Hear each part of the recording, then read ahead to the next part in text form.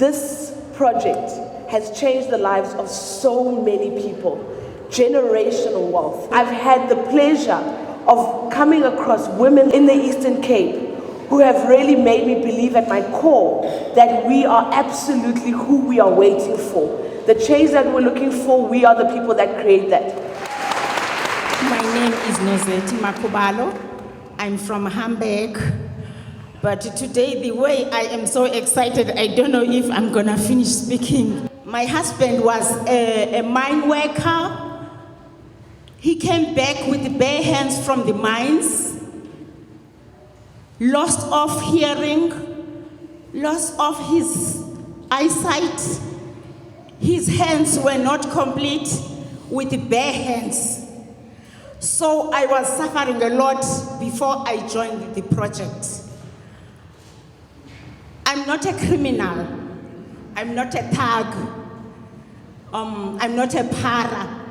I'm not a thief. But I was a poacher before I joined the project. That's why I'm not scared to say that I was a poacher, because the sea belongs to everybody. And God put food in the sea so that we don't die, we eat something. So I was poaching to feed my kids because my husband was no longer going to work.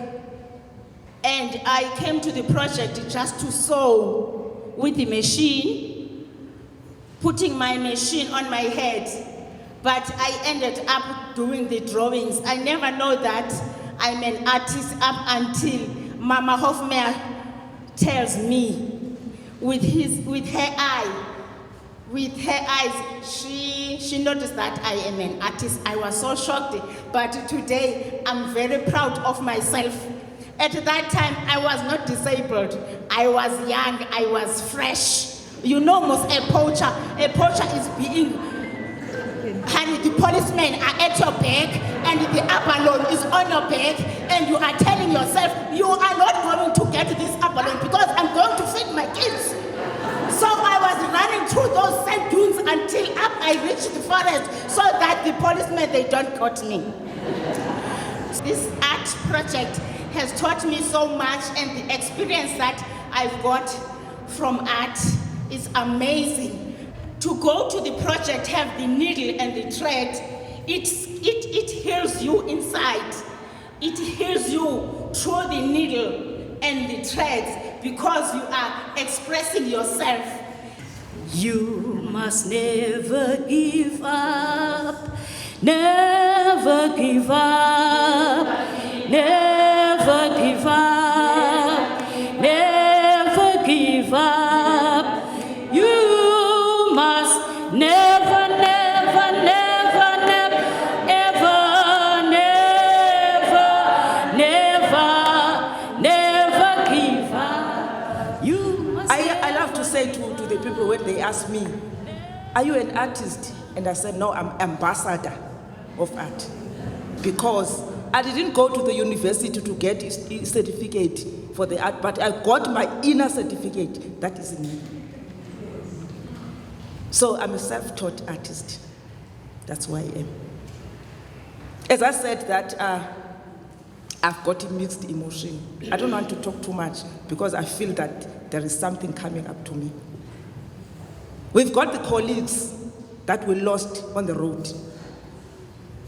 We've got our loved ones that we lost on the road.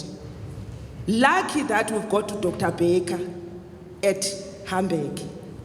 During the bad time of the pandemic, HIV and AIDS, we were so lucky to have her because she saved lots of lives. As I'm standing here today, I can say I'm proud of myself. I'm proud of being a woman, standing on my 2 feet, fighting for life, feeding my kids, because the world outside is cruel.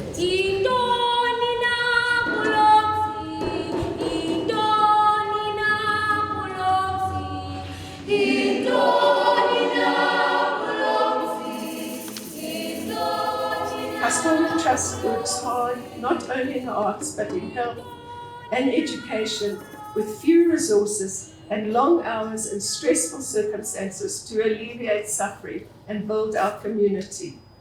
Some bridges have been built across chasms that separate those with material security from those who each day wonder if they will have food, access to health care, who die unnecessarily without seeing a doctor. But the bridges sometimes seem very fragile and can easily collapse.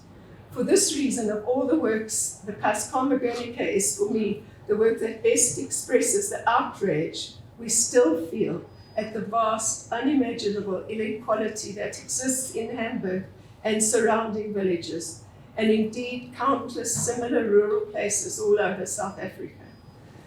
My appeal is that in addition to giving voices, names, and dignity to people otherwise outside the mainstream of life in South Africa, these works speak of this devastating, sad situation that seems to never go away, and that the works somehow help us to change our mindsets, to truly see our neighbors with love and empathy, to be willing to share our lives, our skills, our material benefits, and thus change our communities and our country, to be determined that this inequality we have created cannot be the last word.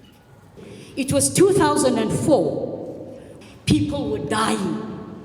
It was a disaster in Hamburg. And as we all know that at that time, our president that time was being Thabo Mbeki, and our health minister was Mama Chabalala. And the two of us, that is now Dr. Baker and government, the two of them were battling for ARVs. And guess who won? Who won the battle? Just you give me a guess. Who won the battle? Dr. Baker. Dr. Baker won the battle because she introduced the ARVs. And we had a battle on the one side with Umantwa Chabalala, with the African potato and the garlic. So it was that fight that we had. We had that fight. Knowing, or you people don't know, Dr. Baker that time, she just recently got a permit from the health department that she can go and work within the different communities. In the Eastern Cape, where we are coming from, that is paddy. Dr. Baker had to go and visit 119 villages and 47 clinics. And I joined her. Yeah, this one is my grandson. And that other Mafuta one that's coming around the corner. And this one also with the pink. And the rest of them, they are all neighbors. This is the one from Cape Town, Thabo. A regte wille ene. Is this thing on? Oh, yeah? This is what I love doing the best, when I haven't got other people waiting for me and I can just visit and see what the people are doing. We used to leave home at 5 in the morning, going to visit those different clinics.